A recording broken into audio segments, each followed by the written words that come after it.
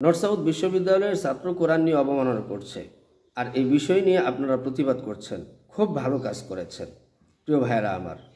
এই ছাত্রকে নিয়ে যে প্রতিবাদ করছেন, এই ছাত্রকে নিয়ে প্রতিবাদ করার পাশাপাশি এই ছাত্র যেই প্রতিষ্ঠানে পড়েছে সেই প্রতিষ্ঠান নিয়ে প্রতিবাদ করুন। কারণ কি জানেন, এই বসুন্ধরা এরিয়ায় না দীর্ঘ সময় পর্যন্ত থেকেছি, পড়াশোনা করেছি। ইসলামিক রিসার্চ সেন্টার বড় মসজিদ নামে ডি ব্লকে যে মাদ্রাসাটি অবস্থিত, আব্দুর রহমান সাহেবের মাদ্রাসা, ফকিহুল মিল্লাত সাহেবের মাদ্রাসা, সেই মাদ্রাসায় আমরা যখন পড়েছি তখন এই আইউবি এই নর্থ সাউথের সামনে দিয়ে ইদার উদার দিয়ে বহুবার আনাগোনা করেছি। দেখেছি এই নর্থ সাউথ এবং আইউবির ছাত্রদের ছাত্রীদের আচার আচরণ, দেখেছি এদের ব্যবহার, দেখেছি এদের পোশাক আদি, দেখেছি এদের ধূমপান করা আর নেশা করার বিভিন্ন অবস্থা। তো এর মাধ্যমে আমরা বুঝতে পেরেছি এই প্রতিষ্ঠানগুলোতে কি শিক্ষা দেওয়া হয়।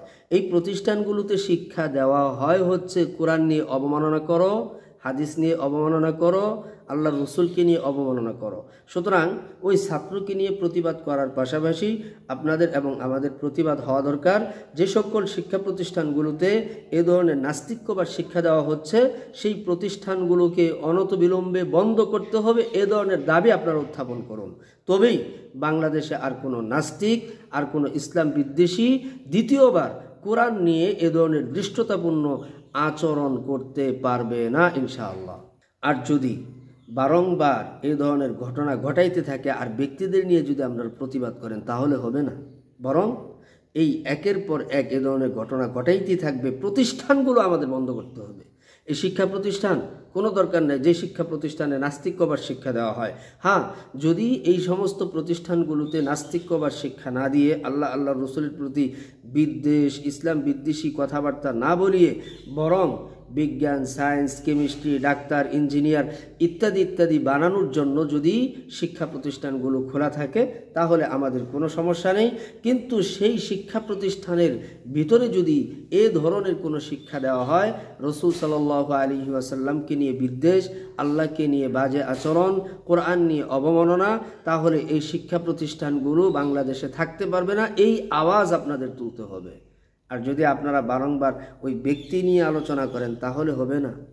কারণ আপনাকে প্রথমত ইঁদুরের গর্ত টার্গেট করে সেই গর্তটাকে বন্ধ করে দিতে হবে, নতবা একের পর এক ইঁদুর সেখান থেকে আসতেই থাকবে। বাচ্চা জন্ম দিবে তো গর্তের মধ্যে, তাই না? সুতরাং গর্তটাকে আগে শনাক্ত করুন, গর্তটাকে আগে চিহ্নিত করুন। এই আইউবি বলেন, নর্থ সাউথ বলেন, এছাড়া বাংলাদেশে আরও যত ইউনিভার্সিটি আছে, বিশ্ববিদ্যালয় আছে, সবগুলোর অবস্থা একই। এগুলোতে শিক্ষা দেওয়া হচ্ছে নাস্তিক্যবাদ, এগুলোতে শিক্ষা দেওয়া হচ্ছে আল্লাহ রসুলকে নিয়ে অবমাননা, এগুলোকে শিক্ষা দেওয়া হচ্ছে কোরআন নিয়ে অবমাননা করো, হাদিস নিয়ে অবমাননা করো, হাদিস মানার দরকার নাই, ইত্যাদি ইত্যাদি শিক্ষা দেওয়া হচ্ছে। সুতরাং এদেরকে অর্থাৎ এই সমস্ত প্রতিষ্ঠানগুলোকে বন্ধ করতে হবে।